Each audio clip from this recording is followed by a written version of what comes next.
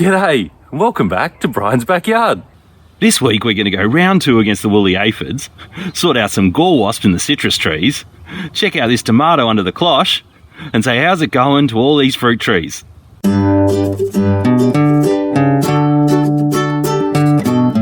These little tackers have been growing up in their seed trays over the last 3 months, and they're outside now hardening up since the frosts have passed. In the next week, they're all going to go out into the ground for the season, but before that, let's do a whip around the orchard.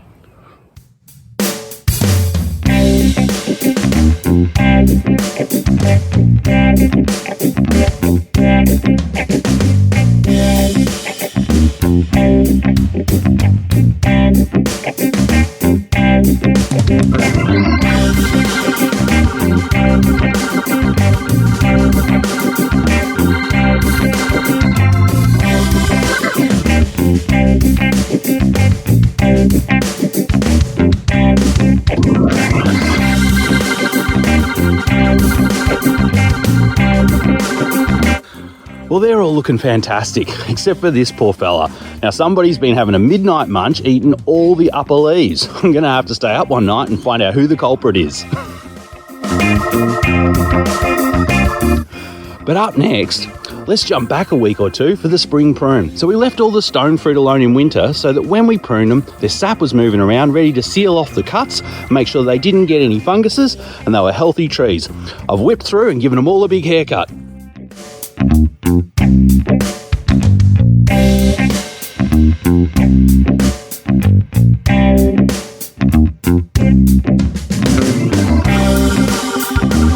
So given those stone fruit a haircut, it's one of the big jobs in spring. The other one is getting on top of gall wasp in the citrus. Now, I don't have a lot of it, but let's jump in and have a look what I'm talking about.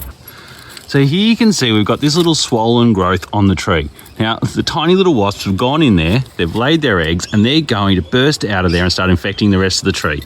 Now, you might think I'd use these to sort it out, and I certainly could, but actually, I'm going to give this guy a go. That's right, it's a potato peeler. Let's give it a crack.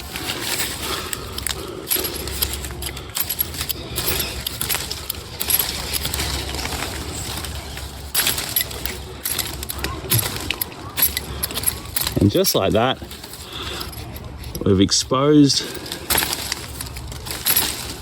the larvae, and they're all going to die now, and we're going to be able to keep that branch.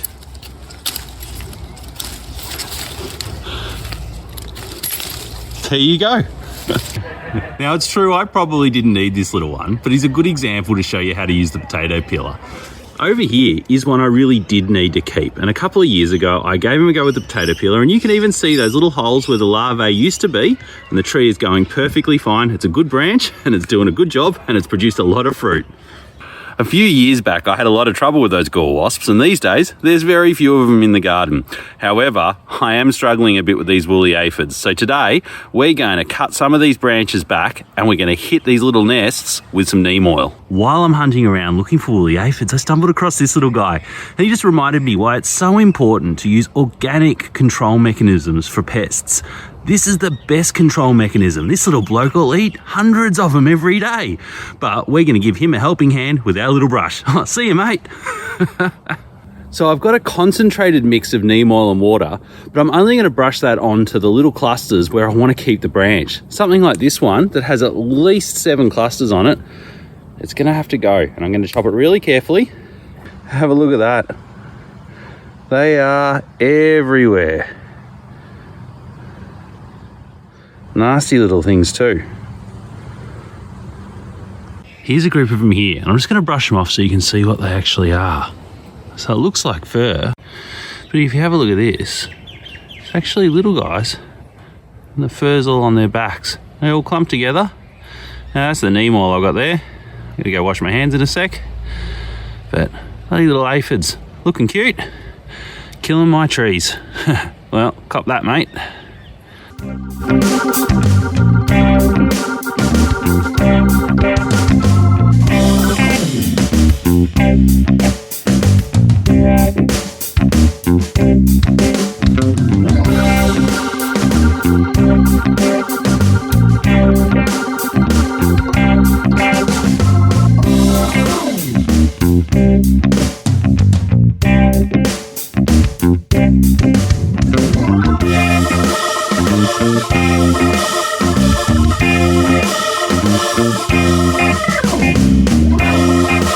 Well, that's round 2 against the woolly aphids. Hopefully, I get a win this time. I've popped over now to have a look at the cloche that we put over the early tomatoes. Now, one of them died pretty quickly, and the milk bottle went straight to the recycling, and that's where this Coke bottle's going to go now. But have a look at that. We put that in way early, and it's looking pretty good. So I'm going to stake it up a little bit, and then next week, we're going to give it some mates. That's a good pale ale. The Stomping Ground's a good local mob too. So look, thanks for joining us. Hope you're enjoying it. We're definitely enjoying it.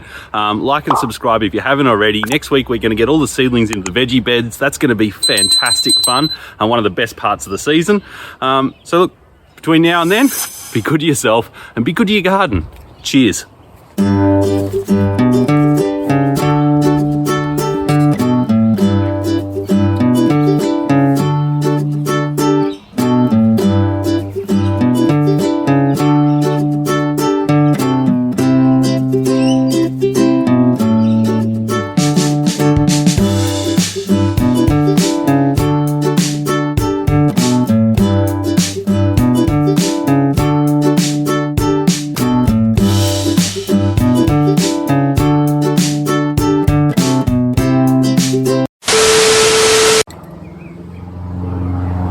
It's great. It's an aeroplane just flying around. It's great.